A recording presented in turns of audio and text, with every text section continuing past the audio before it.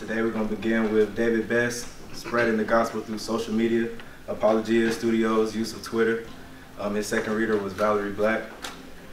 Secondly, Keyshawn Hargrove, Brotherhood in the Hood, common bonds among black males and boys in the Hood, and the Wood. Second reader, Valerie Black as well.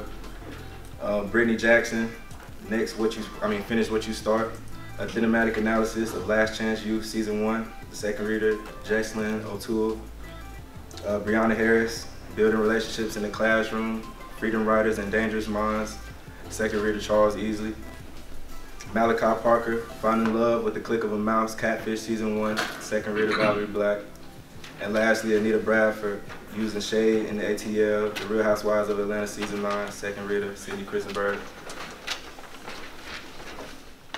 Class members, do any of you have any questions for Mr. Benson? Yes. What would you say, like, your ultimate plot? Social media, my original focus was to see how Christian groups and subgroups use social media to spread their individual messages. The purpose of the study is a tweet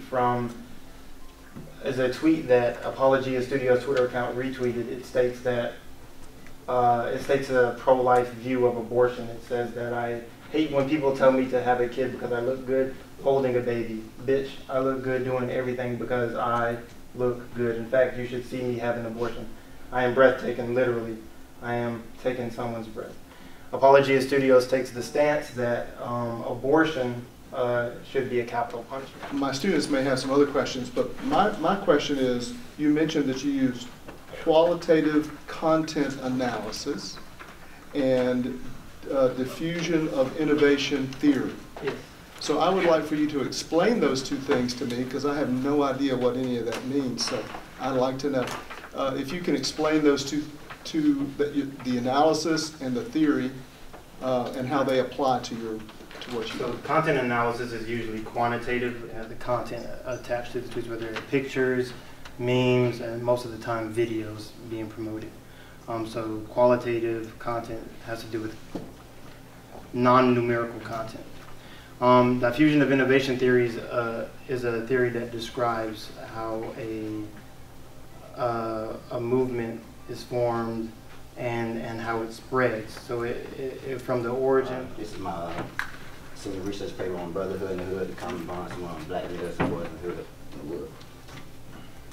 This is just my purpose of study. The purpose of my study is to explore the black male image of males growing up in two big California neighborhoods representing boys in the Hood and the Wood. These are just my research questions. Where's the image of the black male brotherhood in the films Boys in the Hood and the Wood, Hollywood in the Hood? And this is just tells the struggle of the young man growing up in South Central LA. And as they get older, they start displaying the different things that hit them as they start growing up. They start seeing the different paths of their friends. They start seeing the path that they take and learning from them. Also, as they get older, they start seeing the real violence and the police brutality that is really going on in their neighborhood that they really didn't see. My second review of literature is Gil Emmett, who studied at-risk student athletes, and found that in order for them to cope with balancing academics or someone who wants to come in and help someone of a different race or minorities. And so I felt like this title basically depicted both of these movies because they were both teachers who came into a lower class school or where minorities were. And so in this first scene is from Freedom Riders. Basically, she wanted to teach the students about poetry. Catfish Season 1. The purpose of this research is to depict the image of social media and how it is portrayed by teens and young adults today on Catfish Season 1. For my literature review, these two I felt that were most important. The first one is from Augusta, published in 2015.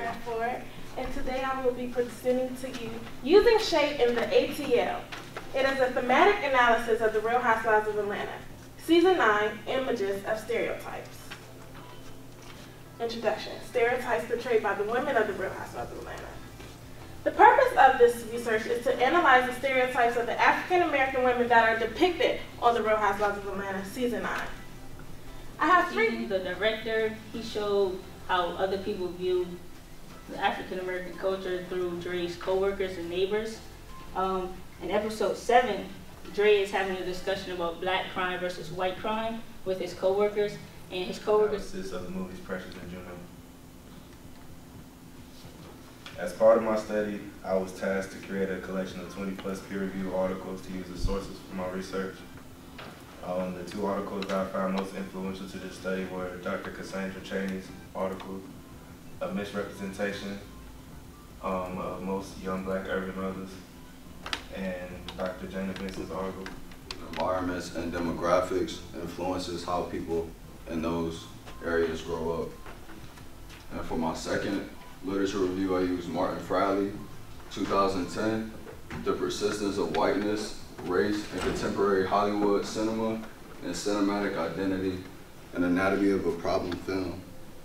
And basically this article, it just explained the whiteness in America, the representations of race and relations in America, and the ethnicities in popular films, and in Hollywood, how African men are portrayed. Good afternoon, everybody. I am Jeremy Gibson from Washington, D.C., and I did my thesis presentation on the race between on silver screen, do the right thing and correct. So, my purpose of this study is to explore how the film do the right thing and correct. Everyone, my name is JC Mello. I'm a senior and will be graduating my bachelor's in communication arts this upcoming May. The title of my senior paper is Slave Stories. The purpose of this research is to analyze how slavery is portrayed in Django Unchained and 12 Years a Slave, where the researcher analyzed both films. And Django is a film nominated